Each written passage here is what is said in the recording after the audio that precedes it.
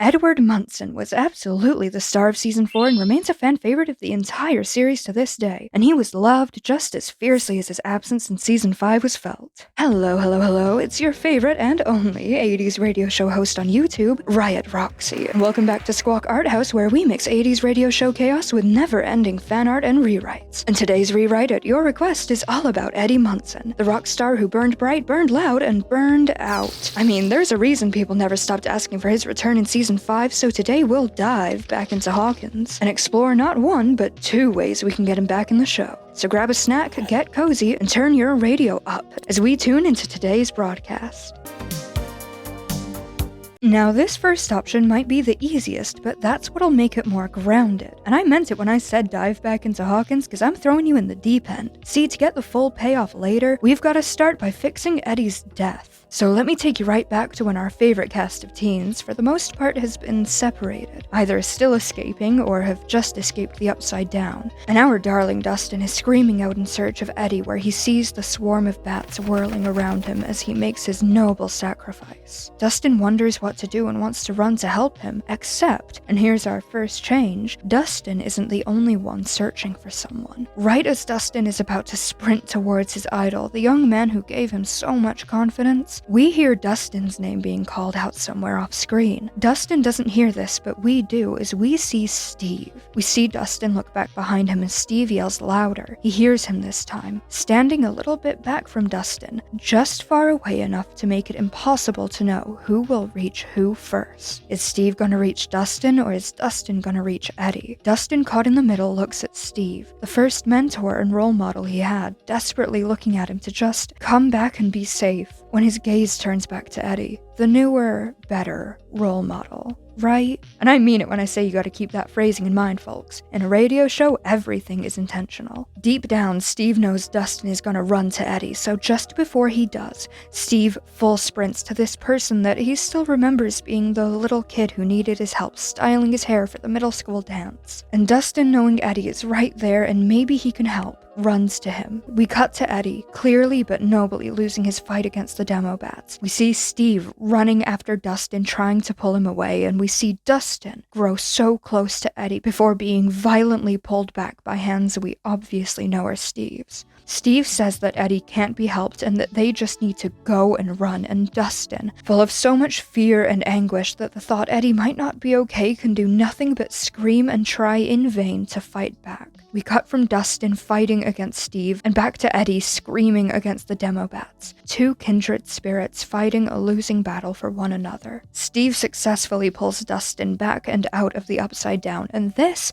is important for two big reasons. One is more important in the short term, which is for us, the audience, which is the fact we never see Eddie die on screen, but second, and far worse, Dustin never sees Eddie die either. And that, folks, that changes everything, because grief with no closure is a special kind of torture. It's the kind that convinces you that maybe, just maybe, you failed someone, that there's something you could have done for that someone who is no longer there, and it might be your fault. And that is what carries us into Season 5. So now it's Season 5, where Dustin and Steve are fighting, and if I'm being honest, them fighting seemed a little bit forced. I do like the idea of a child going through grief and acting out because they don't know how to process it, but the scenes where they were fighting always seemed just a little bit too drawn out and obvious to ever seem like they were really adding substance to Steve and Dustin's characters. Each scene that they fought just seemed like it was trying to make you sad, like, oh, look at these two characters that everyone loves together. Well, now they're fighting. Doesn't that make you have a strong emotional reaction to our show, so you'll drive engagement without us having to actually do much work at all to justify why they're fighting? But this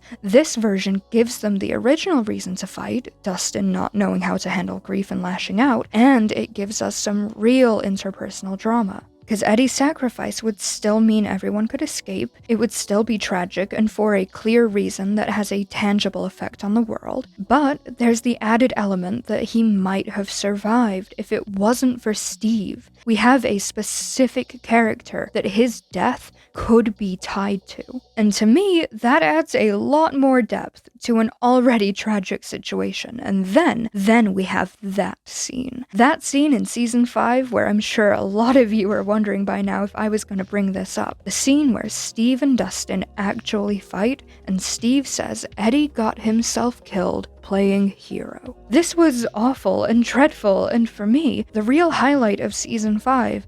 It felt so raw and emotional, and I may be so bold as to say my idea could add a bit more of a layer to it. Because Steve wouldn't just be saying this out of anger and sadness at seeing Dustin hurt. It would be said as a way to show how he has processed the fact he may have been the reason Eddie died. We've seen by now in this rewrite that Dustin for sure believes he could have saved Eddie if he had been able to reach him. But in this moment, this is the first time we'd see that Steve has been thinking the exact same thing about himself. That's just a little food for thought. Take a bite or don't, but don't get too comfortable, because that was only the starter. Now let's get into the main course, the whole reason you're here, how Eddie Munson makes his return in season 5. Quick signal check before we continue. If you're liking my broadcast so far, please let me know by liking or subscribing. Any support goes a long way and lets me know to keep the broadcast up. With that quick detour out the way, let's get right back into it. Now this takes us nicely to volume 2 of season 5, where things go from upside down to straight up sideways. And our upside down band of heroes is the same, with Dustin, Jonathan, Nancy, and Steve doing what they do best, going to places they shouldn't. And in this case, it's still Hawkins' lab, and it still plays out very much the same right up until the end, where Nancy Walk-'em Down Wheeler shows off her firearm skills by blasting a hole in the wormhole of the upside down. Our heroes figure out pretty quickly that they messed up and try to escape. They run to where the gate they came from was, only to discover it's gone. Who'da thunk blowing a hole in a space vacuum could mess up what's inside it? And the only other place they know a gate being is, you guessed it, right by Henry Creel's house, right by where Eddie was last seen. And you can absolutely see where we're going with this, so I'll make this short, but I won't forget to make it sweet. So, the Upside Down crew is charging their way to Lover's Lake Gate. Nancy and Jonathan are only determined, but we see Steve and Dustin have a lot more hesitance. We can almost see their hearts twisting in on themselves as they get closer and closer to where it happened. They get so close that as they're running, they pass right by where both of them last saw Eddie. But this time, there's no bats, there's no music,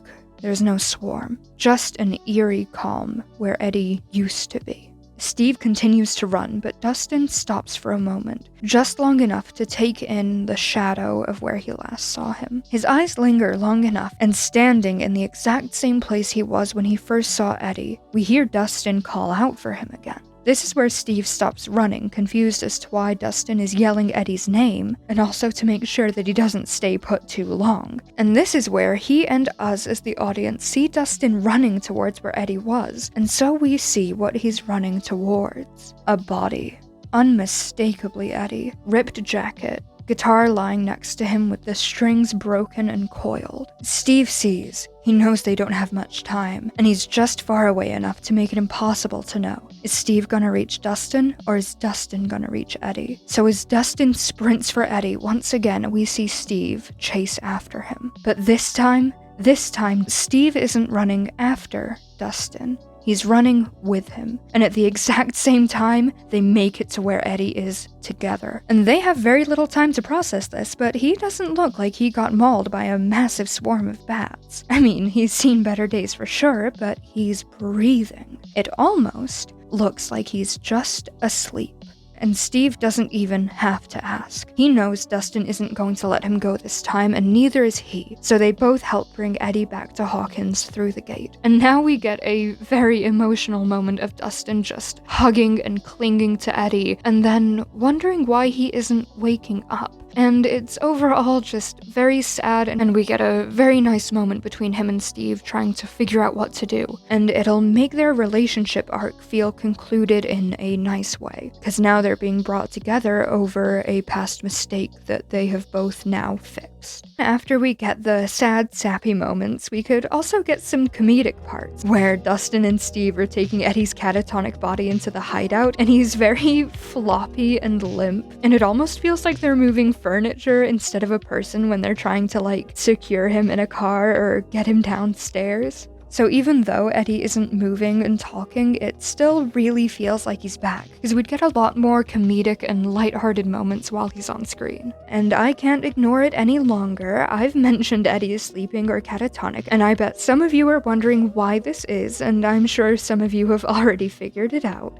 But this is the part of our broadcast where I gotta be honest with you. Honest about the fact I might have lied to you all a little all the way back in the intro. I know, but keeping you all on your toes is fun, you've gotta admit. See, I might have said a little thing about there being two endings, but a better way to phrase it is that there's two perspectives.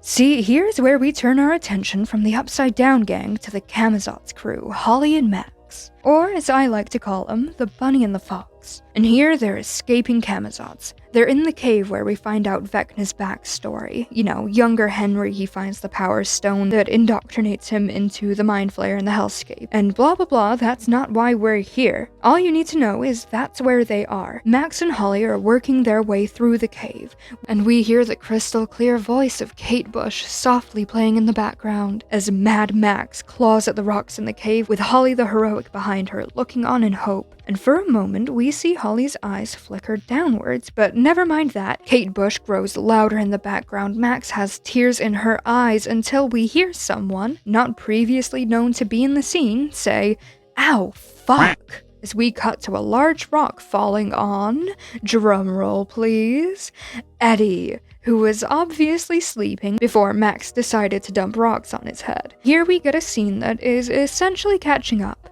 But we see that Eddie has strangely been able to connect a lot of the dots. His story would be surprisingly similar to Max, running from Vecna and finding a safe place to hide from him, a place he's too scared to go, which in Eddie's case wasn't the chasm like Max, it was the secret tunnel. So he's seen what happened to young Henry, we can assume he's seen Vecna in his Henry form, and using his D&D knowledge of liches, which, fun fact, that's what Vecna is in D&D, he's managed to put a lot together because he's had a lot of time to think about this stuff.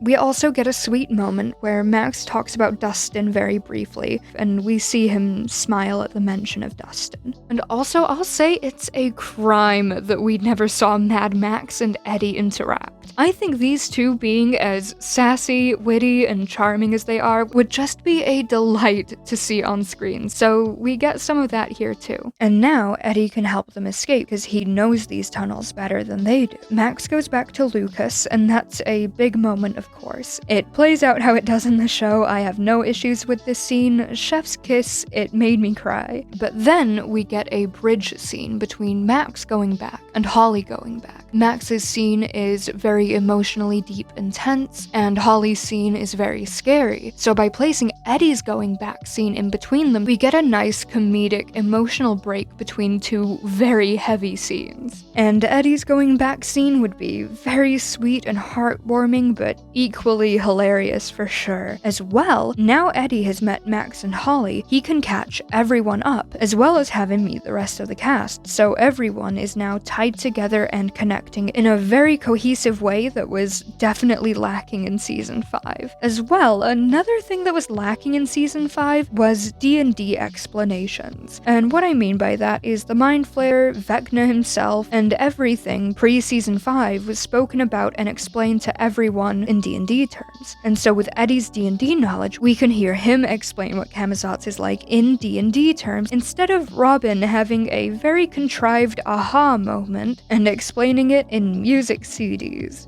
It's so easy to forget the reason they call him Vecna is because Vecna is a D&D villain. It's like the show called him Vecna and then forgot why. With that little side tangent done, let's get into a special bonus section I added for you guys. And I intended for this to just be a little bonus section, but I think it's actually the biggest change I've made to the script so far. Let's take a look at how the final fight factors into this. And if you've seen my last video, you know how I feel about this fight, but for right now, we're focusing on Steve and Jonathan, specifically where they have their heart-to-heart about Nancy and the love triangle they were in. And to be fair, I actually liked this, because in media where there's a love triangle, we only ever see how the girl caught in the love triangle feels, so it was actually really nice to see the guy's feelings on what happened this go around. In my opinion, this scene is great. It just should have happened sooner. Like, season 4 sooner, because this love triangle was way too dragged out. But there is still a way to have a love triangle in season 5. Because you know what's better than a romantic love triangle?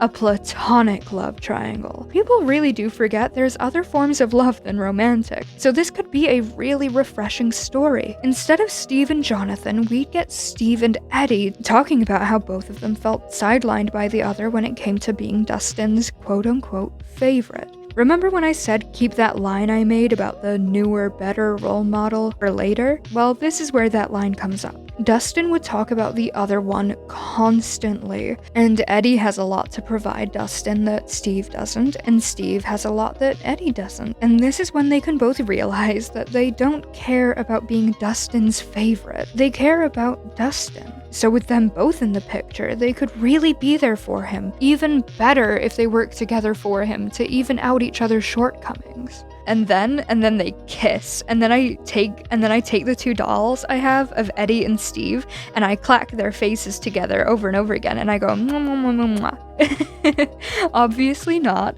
Eddie just becomes the dad joke to Steve being called the mom of the group. And I like to think that's a way more interesting love triangle instead of the one we got with Nancy, Jonathan, and Steve that has literally been dragged out since season 1. And is this rewrite messy? Yeah, but so is grief and everything that we covered in this broadcast. I heard so many fun theories on the last broadcast I made about rewriting the Mind Flayer, and I would love to see your opinions on this. And with that, this broadcast sadly has come to a close. This has been your Squawk Art House host, Riot Roxy, signing off, and I'll catch you on the next frequency.